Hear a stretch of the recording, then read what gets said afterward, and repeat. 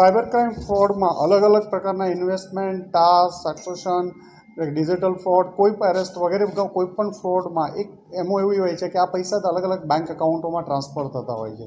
જે અન્વયે Surat cyber cell દ્વારા એક અભિયાન કે આવા એકાઉન્ટો કયા કયા બેંકોમાં ખોલાવવામાં આવે છે, કઈ રીતે એકાઉન્ટો ટ્રાન્સફર થાય છે, એના ઉપર ઘણા દિવસથી વોચ રાખવામાં આવેલી હતી. ગઈકાલે સુરત સાયબર ક્રાઇમ સેલ દ્વારા એક સાથે 3 ટીમને અંદાજિત 6 માણસોને કેનેરા બેંક સરથાણા ખાતેથી પકડવામાં આવ્યા છે.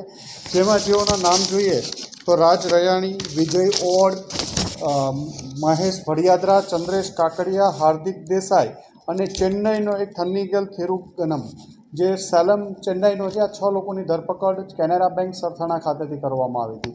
આ લોકો પાસેથી જે વસ્તુઓ કબજે કરવામાં આવી એમાં 9 મોબાઈલ મળી છે, એક ટેબ્લેટ મળ્યું છે, કેનેરા બેંકની બેંક એકાઉન્ટ નવું ખોલાવ્યું એવી 16 કીટ મળી છે, અલગ અલગ બેંકોના 19 ડેબિટ કાર્ડ મળેલા છે, 78 સિમ કાર્ડ મળ્યા છે, એચડીએફસીની એક ચેકબુક છે, એચડીએફસીની પાસબુક છે, કેનેરા બેંકની ઓપનિંગ ફોર્મ છે, પાન કાર્ડ છે. આ લોકો જે જરૂરિયાતમંદ માણસો હોય એવાના બેંક એકાઉન્ટ ખોલાવી અને આ અલગ અલગ એકાઉન્ટો આ અલગ અલગ માધ્યમો મારફતે ટેલિગ્રામ છે, વોટ્સએપ છે કે ઇન્સ્ટાગ્રામ છે, આ મારફતે આ લોકો એકાઉન્ટો વેચતા હોય છે લઈને. અને આ એકાઉન્ટોનો સાયબર ક્રાઇમના અલગ અલગ જગ્યાએ ફ્રોડ થતો હોય છે અને મેક્ઝિમમ એકાઉન્ટો આ લોકો ઇન્ડિયા બહાર મોકલી આપતા હોય છે. સાથે એ જ નંબર ઉપર એક પ્રી એક્ટિવેટ સિમ કરાવી દે છે, એ એકાઉન્ટ સાથે એને લિંક કરાવી દે છે. પછી એની એકાઉન્ટની પાસબુક કે ડેબિટ કાર્ડ જે ઇન્ટરનેશનલ ઓપરેટ થઈ શકે એવા ડેબિટ કાર્ડ ખોલવામાં આવે છે અને બહારના રાજ્યોમાંથી અને બહારના દેશોમાંથી આ ઓપરેટ કરવામાં આવે છે. એટલે એક સુરત સાયબર ક્રાઇમ સેલ દ્વારા એક સારી સફળતા મળી છે. 6 માણસો પકડવામાં આવ્યા છે, જેમાં ચેન્નઈનું કનેક્શન ખુલ્યું છે, દુબઈનું કનેક્શન ખુલ્યું છે. અલગ અલગ 17 જણાના નામ આ તપાસ દરમિયાન ખોલવામાં આવ્યા છે.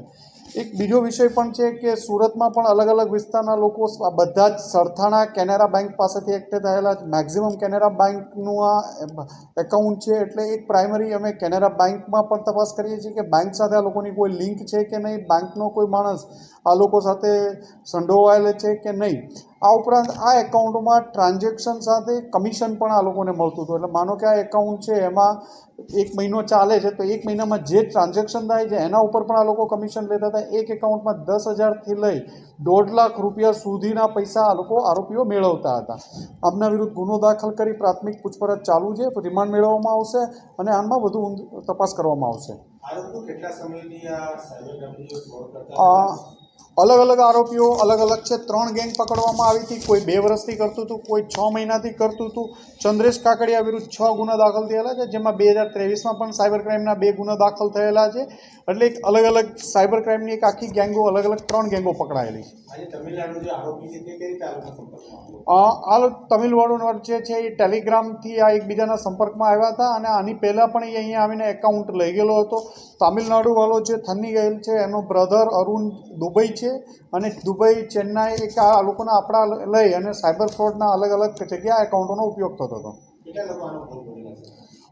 એ વેરીફાઈ કરીએ છીએ કે કેટલા એકાઉન્ટોમાંથી આ એકાઉન્ટોમાં પૈસા આવ્યા હશે, ટ્રાન્ઝેક્શન કેટલા થયા છે અને એનો ભોગ ક્યાં ક્યાં બનેલા છે લોકો. સર, એ ચંદ્રેશ કાકડિયા જે છે એની ઉપર 6 ગુના છે, ટોટલ 10 છે. એ પોલીસની ઝડપથી ફરાર હતો કે પોલીસ અત્યાર સુધી એને ક્યાં સુધી પહોંચી નહીં?